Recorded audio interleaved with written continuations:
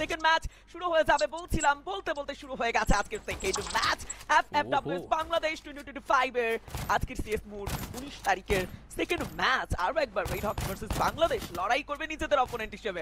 তবে এই ম্যাচে কারা কি নিচ্ছে, হ্যান্ড গার্ডে কার হাতে কি থাকছে সেটাই লক্ষ্য করার বিষয়। এখন পর্যন্ত রিভিল করেনি বাংলাদেশ টপ ওয়ানের 3টি প্লেয়ার, তবে একটি প্লেয়ার হাতে নিয়েছে পিস্তল, তবে লং ডিস্টেন্স থেকে একের পর এক চার্জ যাচ্ছে M500 দিয়ে। হোয়াট ডু ইউ থিংক, এবার কি রাশিং মুডেই থাকবে কিনা আরো একবার রেড হকস? কুট্টুসকে দেখতে পাচ্ছি নেজাদকে সাথে নিয়ে পুশ করতে বিডিটো ওপেনের সাইডে। বিডিটো ওপেনের প্রত্যেকটা প্লেয়ার অলরেডি রেডি। এবার মনে হচ্ছে কেন জানি ভালো পজিশন অপেন করেছে, চারজন প্লেয়ারই একটু গুছালো ডিস্টেন্স মেনটেন করে রয়েছে। মাহফুজকে ধরা হয়েছে, সেখানে মাহফুজ ড্যামেজ খাচ্ছে, নিজের ড্যামেজ দিচ্ছে, বাট সামহাও ব্লেডের কাছে পরাজিত হতে হচ্ছে ক্লোজ রেঞ্জে। সেখানে প্রান্ত অবশ্য চলে আসে ব্যাকআপ দেওয়ার জন্য, সাথে একজন প্লেয়ার রয়েছে গোল টু বিডিটো ওপেন স্টার্টিং দুজন মেম্বারকে হারিয়েছে। টিমটি এবং এই মুহূর্তে লাস্ট প্লেয়ার রিকল পেয়েছেন মেহেদী, তবে সুযোগটা আসলেই কতটুকু রাত পাল্টা আঘাত স্কুটির উপরে দিলেও এবার তিনটি প্লেয়ারকে একা মেইনটেইন করা is too hard. But oh my God, রাত এবার বেশ ফুলে পেপে উঠেছেন, টিমের জন্য যেন সর্বস্বটা দিতে চায়। নেজাদকে ডাউন দিয়েছেন, ব্লেড এগিয়ে এসেছেন, তবে no more time. Red hawks জানেন রাউন্ড হাতছাড়া করা যাবেই না যেভাবেই হোক না কেন। আরো একবার লাস্ট প্লেয়ার মেহেদী এন্ড তাকে গুড বাই জানিয়েছে। এখন দেখা যাচ্ছে না, P90 দেখতে পেলাম ব্লেডের হাতে, উজি দেখতে পাচ্ছি রাদের হাতে, উজি দেখতে পাচ্ছি মাহফুজের হাতে, এন্ড উজি দেখতে পাচ্ছি নেজাদের হাতে। সো উজির ইউজ তো হচ্ছে, প্লাস টোপন full line up I guess Uzi নিয়ে এবার মাঠে নামছে। হয়তো উজিটাই হচ্ছে তাদের শেষ সম্বল এবার। না গ্লুয়াল না গ্লুয়াল তিনজন কিনতে পেরেছে, অ্যান্ড গ্লোয়ালে ইউজ শুধুমাত্র কিনতেছে কুট্টুসা একটাই, মানে আরএসকে কিনেছে একটা গ্লোয়াল, ব্রিটোপান গেছে 3টা গ্লোয়াল। ডিফেন্সিভ মুডে এখন ব্রিটোপানকে দেখা যাচ্ছে, ফিলিং শার্টস হচ্ছে গিয়ে ওটাই।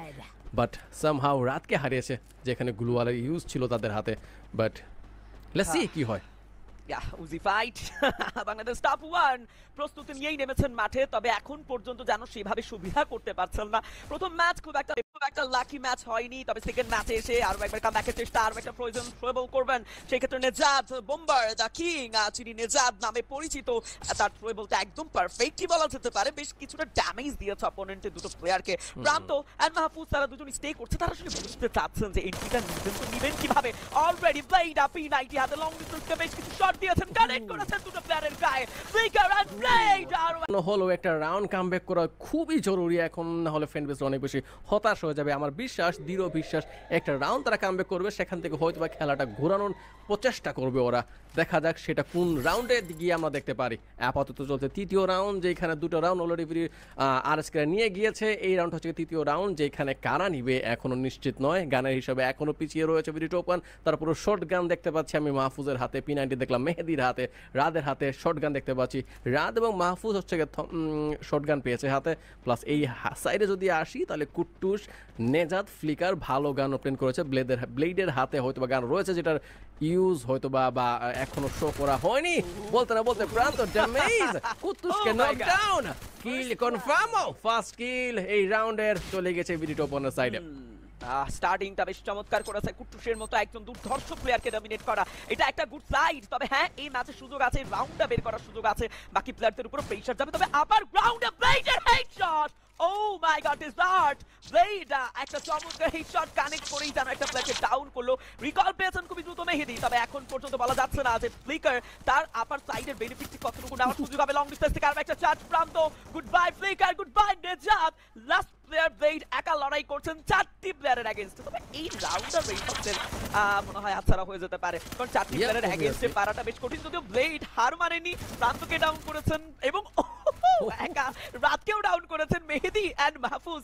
লাস্ট দুটো প্লেয়ার, যদিও ব্লেডের এই খুবই নাজুক ছিল, বাট পিস্টল টাইপের গান অন্য কোনো গানে দেখা যায়নি। কুট্টুসের হাতে ছিল একটা গান, হয়তো বা সেটা শর্ট রেঞ্জের গান, শর্ট গান ছিল নাকি এসএমজি গান ছিল সেটা খেয়ালে আসছে না এখন বর্তমানে। যাই হোক, হিসাবটা গোলমিল হচ্ছিল আর আজকের নেক্সট রাউন্ডে। বাট এই রাউন্ড স্টেবল মনে হচ্ছে, দুই টিমই হচ্ছে গিয়ে স্টেডি খেলা খেলছে। গান হিসাবে আই গেস বেস্টটাই নিয়েছে তাদের।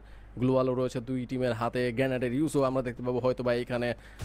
আই হোপ ফাইট যখন হবে তখনই বোঝা যাবে আসলে কোন টিম টিমের উপরে চড়াও হতে চলেছে এই রাউন্ডে।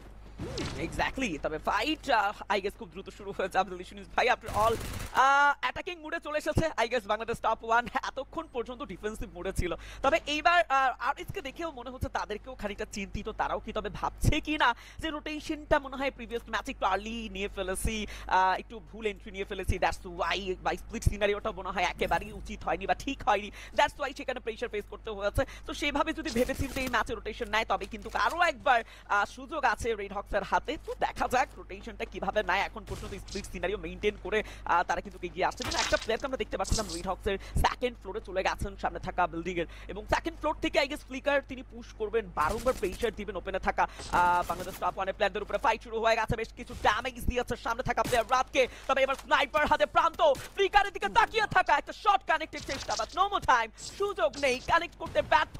একটা গ্রেনেড ফ্লিকারকে এবার অনেকটাই কাঁদাবে। হ্যাঁ, এইচপি বেশ ভালোভাবেই ইউজ করেছেন সেখানে ফ্লিকার। তো অন্যদিকে ব্লেডকে লক্ষ্য করুন, একেবারে আপার গ্রাউন্ডে উঠে গেছে, মাহফুজকে ডাউন দিয়েছে।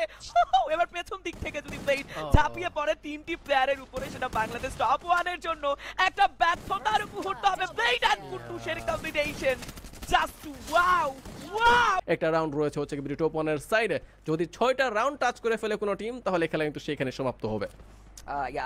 রাউন্ড পঞ্চম রাউন্ড অনুষ্ঠিত হচ্ছে এবং ব্লেড আরো একবার M80-87 নিয়ে প্রস্তুত তার জায়গা থেকে। তবে যেটা বলছিলেন যে বাংলাদেশ টপ 1 বেশ ডিফেন্সিভ মুডে খেলছে, তবে আদৌ কি সেটা তারা কন্টিনিউ করবেন কিনা? কুটুসের সামনেই ছিল প্লেয়ার, মাহফুজকে ডাউন দিয়েছেন কুটুস, 1v2 হবে কিনা? প্রান্তকে ঝাঁপিয়ে পড়বেন তার উপরে, একটা চমৎকার শট কানেক্ট করবেন M590 দিয়ে, 1v2 ক্লাস মেহেদি গুড। ভাই আমার মনে হয় এবার চাইলে কিন্তু তারা অ্যাটাকিং মুডে যেতে পারে। প্রত্যেকটা ম্যাচে স্প্লিট সিনারিও মেইনটেইন করা, ডিফেন্সিভ মুডে চলে যাওয়া, এটা কি আদৌ তাদেরকে খুব একটা বেনিফিট দিচ্ছে কিনা? এখন পর্যন্ত তেমন বেনিফিট কিন্তু পাইনি আমরা। সো স্ট্র্যাটেজির পরিবর্তন আনা কিন্তু সম্ভব এখন।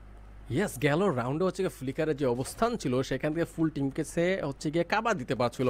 এমন ফাইটে হচ্ছে এমন জায়গাতে আর আজকে ফাইটটা নিয়েছে, বাধ্য ছিল ভিডি টপ 1 ওই জায়গাতে ফাইটটা নেওয়ার, এবং ফ্লিকারের কাছে সুবর্ণ সুযোগ ছিল। সো ভিডি টপ 1কে এই জিনিসটা একটু খেয়াল রাখা লাগবে যে ফাইটটা কোন জায়গাতে হচ্ছে, এবং সেইখান থেকে তাদের সাপোর্ট আর কি সাপোর্ট দিতে পারছে নাকি। বলতে আমরা এঙ্গেজ হয়েছে ভিডি টপ 1 এর রাত প্রান্ত, দুজনে নকডাউন।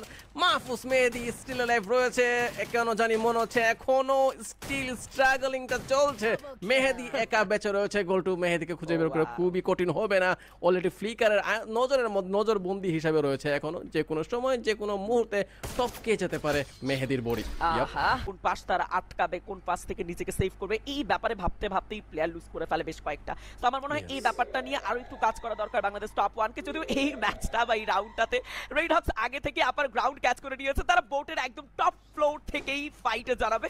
তবে বাংলাদেশ টপ 1 এর ডিসিশন আসলে কতটা ব্যতিক্রমী রূপ আমরা দেখতে পারি সেটাই দেখার বিষয়। বিজি টপ 1 এর পজিশন দুজন প্লেয়ার ভালো নিয়েছে, বাট যেই দুজন প্লেয়ারকে তারা পুশ করার জন্য পাঠিয়েছে তারা যেন নিথর হয়ে রয়েছে।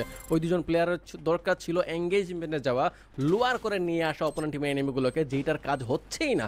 সবাই যেন 4জন প্লেয়ার 4টা জায়গাতে স্থির হয়ে বসে রয়েছে। এমন ধরো মনে হচ্ছে যখন মাছগুলো আসবে তখন মাছের শিকার হবে, এর আগে শিকার হবে না, এরকম একটা ফিলিংস পাচ্ছি আমি। আরএসকে প্রত্যেকটা প্লেয়ারকে হচ্ছে গিয়ে মুভ করতে দেখতে পাচ্ছি, চমৎকার লেভেলের হচ্ছে গিয়ে পজিশন মেনটেন করেছে এবং চার্জ করতে চাচ্ছে, চার্জ করতেও পারছে। রাত মেহেদি দুজনকে নকডাউন করা হয়েছে, সুযোগটা সৃষ্টি করছে আরএসকে, এবার সুযোগ সৃষ্টি করতে পারছে না ভিডি টপ 1। সামহাউ এইটাই বোধহয় লাস্ট রাউন্ড ছিল। Exactly, and this match also booyah goes from the side of team Red Hawks.